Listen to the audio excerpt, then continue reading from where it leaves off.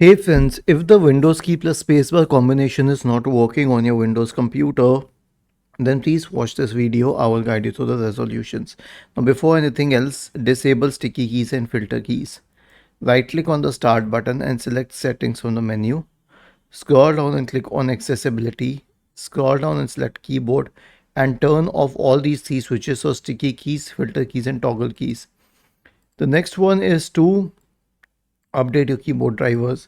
Search for Device Manager in the Windows search bar and open Device Manager. Expand the list for keyboard drivers. Right click on the first one, update driver, and search automatically for drivers. Second one, update automatically, search automatically for drivers. And then restart your computer.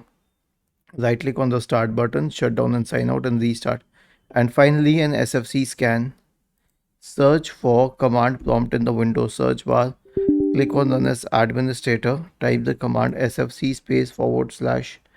/scan now and hit enter to invoke the SFC scan.